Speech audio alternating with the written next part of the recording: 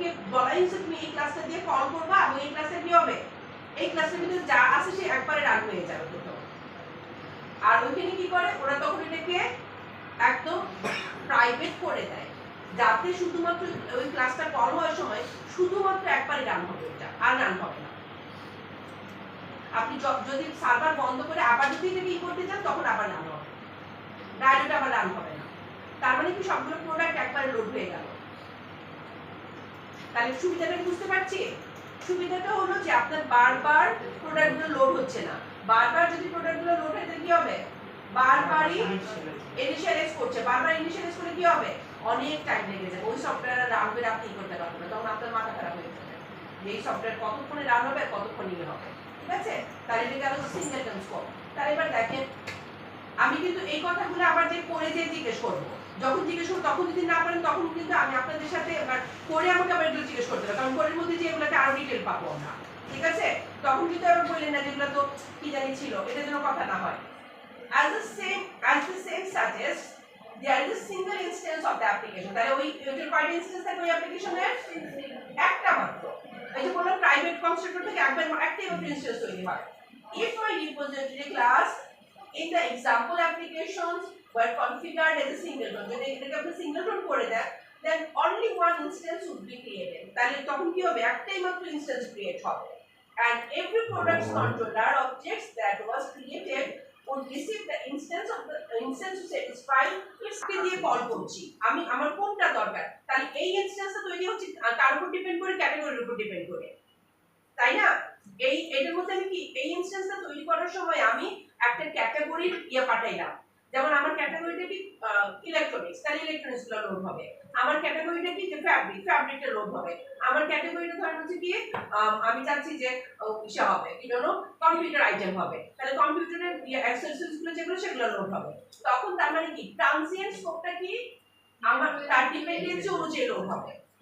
in my repository class if my repository class were configured as a transient, a new instance would be created each time a product controller was created. যখন এটা product controller create করলাম তখনই সে আরেকটা কি করত, আরেকটা করে instance তৈরি করত।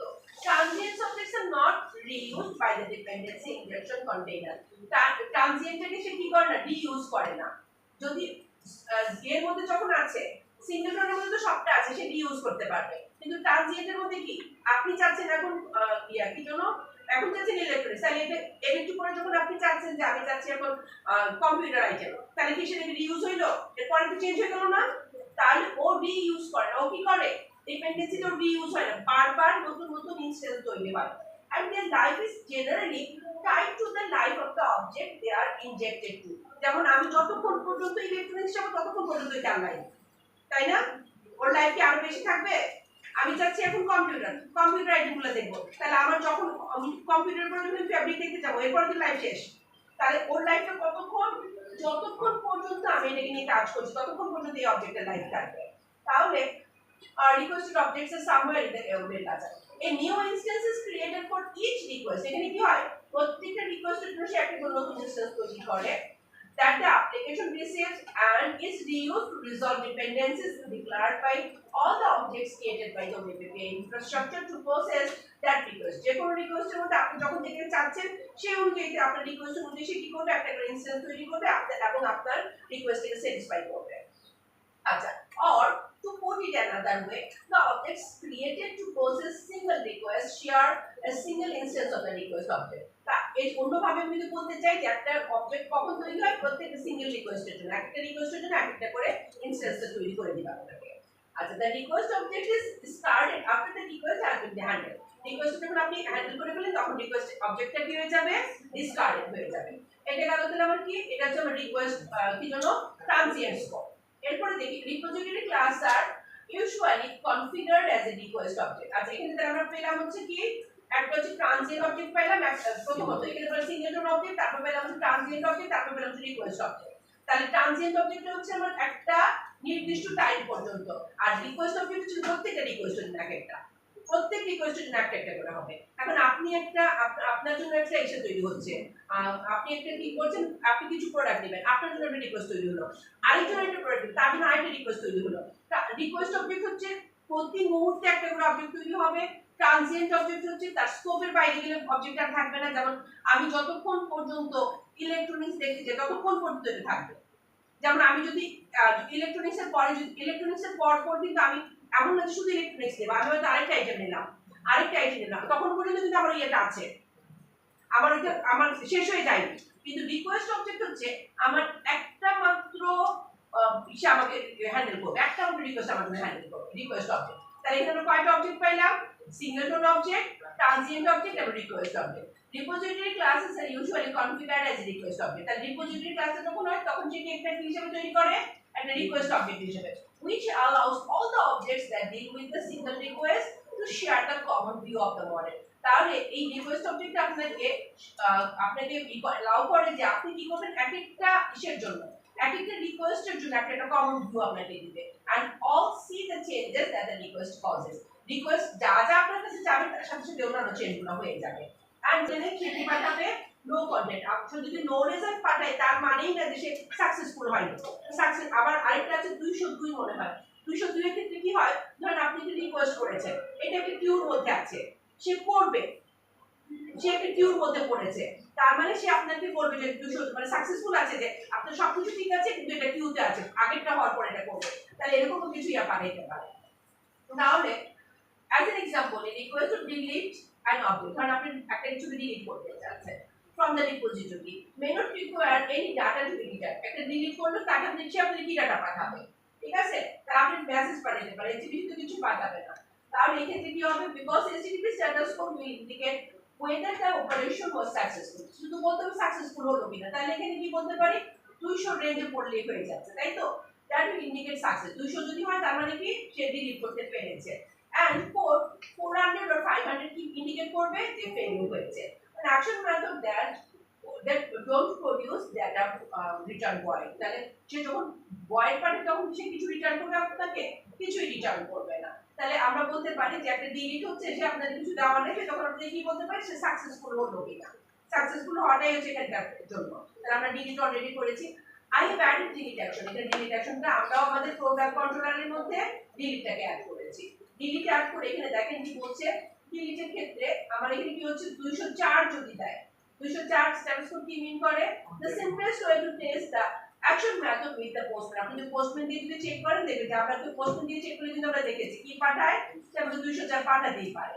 তাহলে এখানে হচ্ছে 204 মানে কি নো কন্টেন্ট, তাই তো? আচ্ছা, নো রেজাল্ট অ্যাকশন এটা হচ্ছে 200 সাকসেস, 200 মানে হচ্ছে সাকসেসফুল, তাই তো? 200 থেকে 299 পর্যন্ত সাকসেসফুল, বাট সাকসেসফুল ডিফারেন্ট হতে পারে। তাহলে এখানে আমাকে এমন কোনো ইচ্ছে পাঠাইতে হবে না, দেখার মতো কোনো রেজাল্ট নাই, কিন্তু সে আমাকে শুধুমাত্র স্ট্যাটাস কোড পাঠাইতে পারে। আচ্ছা, এরপরে হলো যেমন এই যে এখানে যখন আমরা ডিলিট করছি আমাদের এটার মধ্যে,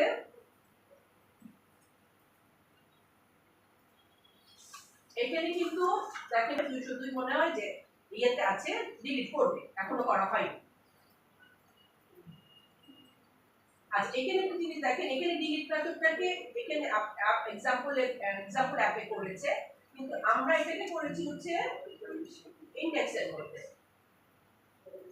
এখানে আমরা এটার মধ্যে করে দিয়েছি ভবিষ্যতের জন্য, কি জন্য, এক্সটার্নালের জন্য, ঠিক আছে?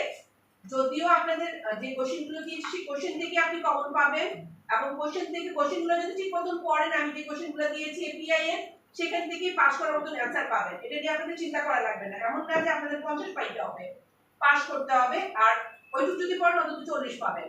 সেইভাবে আপনারা অন্তত খুব ভালো করে এগুলো পড়েন। জি স্যার, আপনি কিন্তু এগুলো একটু ভালো করে পড়েন, আপনাদের পড়ে কোথায় প্রবলেম হয় সেটা আমাকে বললেন, এপিআই এতে বুঝতে কোথায় প্রবলেম হয়। এরপরে কি আছে, রিকোয়েস্টের মধ্যে মেসেজ পাঠাইতে পারি, ব্যাড রিকোয়েস্টের মধ্যে মডেল সেটও পাঠাইতে পারি। মডেল সেট যদি পাঠি সেখানে সে কিগুলো পাঠাবে আমাকে, ব্যাড রিকোয়েস্টের মধ্যে শুধু সরাসরি মেসেজ দিতে পারি, আর মডেল সেট পাঠালে সে কি দিবে আমাকে, সব এররগুলো দিয়ে দিতে হবে, কি কি এরর আছে সবগুলোকে। তারপরে কি আছে আমাকে দেখেন, ক্রিয়েটেড, যদি এটা হচ্ছে 401 মনে হয়, ক্রিয়েট হয়েছে, সরি 201, ক্রিয়েট হয়েছে আপনাকে তখন পাঠিয়ে দিবে ক্রিয়েটেড, আর ক্রিয়েটেড অ্যাট রুট তখন আপনাকে নাম ভ্যালু সব পাঠিয়ে দিবে। তারপর হচ্ছে নট ফাউন্ড, ওকে ডাটা, তারপর হচ্ছে রিডিরেক্ট করতে পারবো, কোথাও আমি রিডিরেক্টের মধ্যে কি দেই, রিডিরেক্ট অ্যাকশন দিই না, রিডিরেক্ট অ্যাকশন দিতে পারি। তারপর হচ্ছে এখানে কি আছে স্ট্যাটাস কোড পাঠিয়ে দিতে পারি, আনঅথরাইজ পাঠিয়ে দিতে পারি। আনঅথরাইজ কত দেয় 401, এগুলো একটুখানি খেয়াল করবেন। আনঅথরাইজ দেয় 401। স্ট্যাটাস কোডের মধ্যে বিভিন্ন সব স্ট্যাটাস কোড আমরা পাঠিয়ে দিতে পারি, আর কি কি রেসপন্স মেথড আছে মেসেজ আছে এগুলো পাঠিয়ে দিতে পারি। আচ্ছা এগুলো গেল হচ্ছে আমাদের কোন কোন আমার এর কাছে আছে। এরপরে দেখেন এগুলো একটা জিনিস বলছে যে methods that return objects that include information in the response body। Response বডির মধ্যে যে মেথডগুলো আপনাকে এই পাঠায়, যেমন ব্যাড রিকোয়েস্ট পাঠাচ্ছে কিংবা ইন্টারনাল এরর পাঠাচ্ছে, এগুলো কিসের উপর ডিপেন্ড করে? Media type formatting and content negotiation. এই দুটো শব্দ আপনারা এর মধ্যে খুব ভালো করে পড়বেন, কারণ আপনাদের কি আসে যেমন মিডিয়া টাইপ ফরম্যাটার এবং কন্টেন্ট নেগোসিয়েশন, এগুলো আপনাদের আসে হচ্ছে ডেসক্রিপটিভের মধ্যে। তাহলে এখন মিডিয়া টাইপ ফরম্যাটার কোনটা আমরা কি জানি? মিডিয়া টাইপ ফরম্যাটার কিসের কাজ করে? আমি কি টাইপের ডাটা চাই, কি টাইপের ডাটা আমাকে দিবে কিংবা কি টাইপের ডাটা আমি পাঠাচ্ছি, এই ফরম্যাটগুলোকে আমরা এখানে যেমন এটাতে কি করেছি, যখন আমরা এর মধ্যে কাজ করেছি আমরা কি করেছি এখানে মাল্টিপার্টটা কি করে দিয়েছি, কাকে ইনহেরিট করেছি এখানে মিডিয়া টাইপ ফরম্যাটার। মিডিয়া টাইপ ফরম্যাটার তাহলে কি করে দেখেন, এটা হচ্ছে বেস ক্লাস হ্যান্ডেল করে সিরিয়ালাইজিং এন্ড ডিসিরিয়ালাইজিং স্ট্রংলি টাইপ অবজেক্ট। এখন স্ট্রংলি টাইপ অবজেক্ট আমার কোনটা? স্ট্রংলি টাইপ অবজেক্ট আমার কোনটা পাইছি? স্ট্রংলি টাইপ অবজেক্ট কোনটা? আমাদের স্ট্রংলি টাইপ অবজেক্ট কোনটা জি স্যার? হ্যাঁ ক্লাস কিভাবে স্ট্রংলি টাইপ অবজেক্ট হয়েছে, কিভাবে এটা স্ট্রংলি টাইপ অবজেক্ট হয় এটা বলেন। ক্লাস বুঝলাম, এটা কিভাবে স্ট্রংলি টাইপ হয় বলেন, কিভাবে হয়?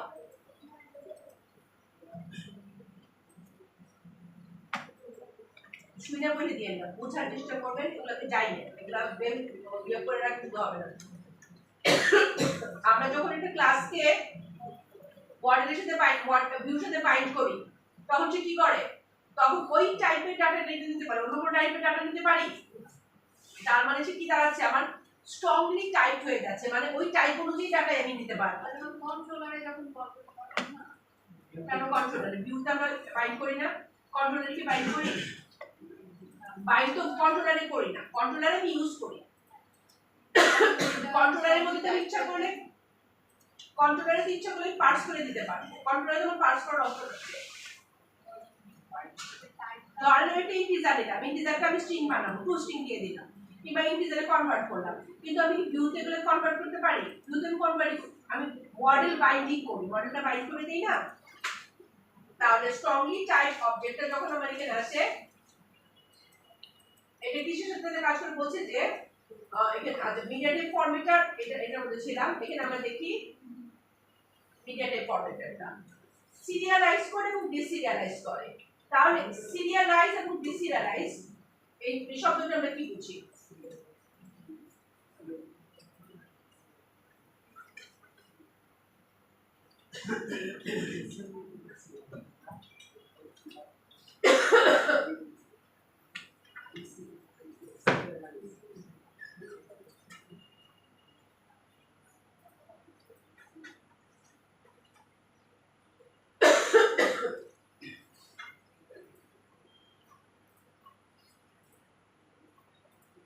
যদি সিরিয়ালাইজ এবং ডিসিরিয়ালাইজ বোঝাতে চাই, সিরিয়ালাইজেশনটা কি? converts an object states or values of its properties into the format that can be stored or transmitted।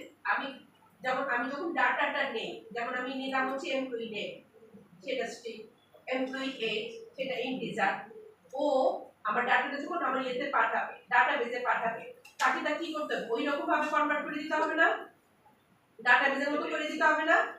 তাহলে ওইটাকে সে তার মতন করে কনভার্ট করতে পারে। আবার আপনি যখন দেখছেন এটাকে, আপনি ধরেন এটাকে জেসনে দেখছেন, আপনি দেখাচ্ছে রিকনস্ট্রাক্ট করতে পারেন অবজেক্ট ফর্মে, সেটাকে আপনি কি করে দেখাইতে পারেন? এটা অবজেক্টের মধ্যে এনে দেখাইতে পারে। আবার তাকে সে কি করতে পারে? ডাটাবেসে পাঠানোর জন্য সে এটাকে আবার কনভার্ট করে ট্রান্সক্রিপ্ট করতে পারে, স্টোর করতে হবে যেভাবে সেভাবে কনভার্ট করে দিতে পারে। তাহলে এটা সিরিয়ালাইজিং এবং ডিসিরিয়ালাইজিং। তাহলে এটা হচ্ছে আমরা বলছি কি, এখানে বলেই দিচ্ছে যে আপনার ওর কাজ হচ্ছে কি সিরিয়ালাইজ করবে এবং ডিসিরিয়ালাইজ করবে, কাকে? স্ট্রংলি টাইপ অবজেক্টকে। তাহলে আমি ডাটাবেসে পাঠানোর সময় একরকম হবে, আবার ডাটাবেস থেকে যখন আমি আনতে চাচ্ছি তখন আমি দেখাতে চাচ্ছি আরেকরকম ভাবে দেখাবো, আমি স্ট্রিং হিসেবে দেখাবো, আমি যেরকম ভাবে দেখাবো। তাহলে এই যে সিরিয়ালাইজ করা ডিসিরিয়ালাইজ করা, এটা হচ্ছে কার কাজ? মিডিয়া টাইপ ফরম্যাটের এটা। আর আমি কি চাই, যেমন আমি চাচ্ছি যে আমি এখন এক্সএমএল ডাটা চাচ্ছি, আমার এই এটা যখন ক্রোম যখন এটাকে কি করে কল করে সে চাই এক্সএমএল, আমি যখন চাচ্ছি আমি চাচ্ছি জেসন, আমি যখন চাচ্ছি আমি আলাদা আলাদা চাচ্ছি। তাহলে এগুলাকে বলে হচ্ছে এই যে ই করা, নেগোশিয়েট করা, যে আমি কি চাই আমাকে কি দিবে, এটাকে বলে হচ্ছে কন্টেন্ট নেগোসিয়েশন। এবং কন্টেন্ট নেগোসিয়েশন এবং মিডিয়া টাইপ ফরম্যাটের এটা হচ্ছে আমাদের এপিআই এর একটা স্ট্রং একটা দিক, যে জিনিসগুলো সে হ্যান্ডেল করতে পারে। তাহলে এরপর আমরা দেখি এখানে হচ্ছে কি করেছে, আই অ্যাকশন রেজাল্ট দিয়ে এটাকে আমাদের এখানে দেখিয়েছে হচ্ছে এখানে একটা কি করছে যে সে এই রুটে যাবে, এপিআই এর request 404 is not found, 409 is conflict, 500 হচ্ছে ইন্টারনাল সার্ভার এরর, এগুলো একটু দেখবেন। রিটার্নিং আদার স্ট্যাটাস কোড, অন্যান্য স্ট্যাটাস